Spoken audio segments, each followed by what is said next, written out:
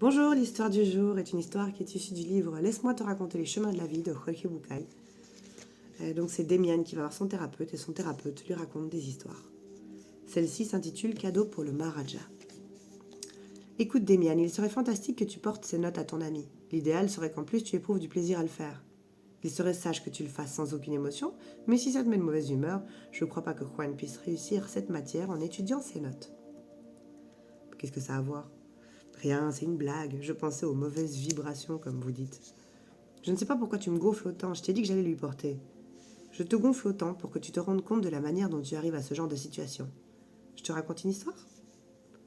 Une fois, un Maharaja qui avait la réputation d'être un illustre sage atteignit l'âge de 100 ans. L'événement fut reçu avec une immense joie, car tous aimaient énormément leur gouvernant. On organisait une grande fête au palais pour ce soir-là, à laquelle furent invités de puissants seigneurs du royaume et d'autres pays. Le jour arriva, et une montagne de cadeaux fut déposée à l'entrée du salon où le Maharaja allait recevoir ses invités. Au cours du dîner, le Maharaja pria ses serviteurs de séparer les cadeaux. D'un côté, ceux sur lesquels figurait le nom de l'expéditeur, et de l'autre, ceux dont on ne savait qui les avait envoyés. Au dessert, le roi demanda qu'on lui présentât tous les cadeaux en 2 tas. L'un était constitué de centaines de volumineux et coûteux cadeaux, tandis que l'autre, plus petit, ne comptait qu'une dizaine de présents. Le Maharaja se mit à ouvrir les premiers tas, appelant au fur et à mesure ceux qui les avaient apportés. Il les faisait monter un à un sur le trône et disait à chacun « Je te remercie de ton cadeau, je te le rends, ainsi nous sommes quittes. » Et il lui rendait le cadeau, sans s'occuper de ce que c'était.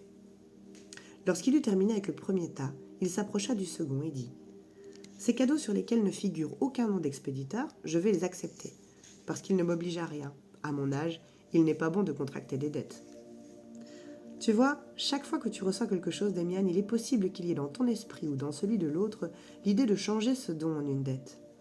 Si tel était le cas, mieux vaudrait ne rien recevoir. Cependant, si tu es capable de donner sans attendre en retour et de recevoir sans ressentir d'obligation, alors tu peux donner ou pas, recevoir ou pas. Mais jamais plus tu n'auras de dette. Et plus important, jamais plus on oubliera de te payer ce qu'on te doit, car plus personne ne te devra rien. Lorsque Jorge cessa de parler, ma mauvaise humeur avait disparu. Je pris conscience que je n'avais nulle obligation de porter ces notes à mon ami. Je pris conscience que Juan m'avait prêté son aide, sans rien attendre en échange. Et plus encore, s'il l'avait fait pour que je lui doive quelque chose, il était alors mesquin, et je n'avais envie de lui faire aucune faveur. De cette façon, je ne lui devais rien, et je pouvais faire ce que je voulais. Aussi, j'embrassai Jorge, et je m'en fus porter les notes à Juan. Je vous souhaite une belle journée, et je vous dis à demain.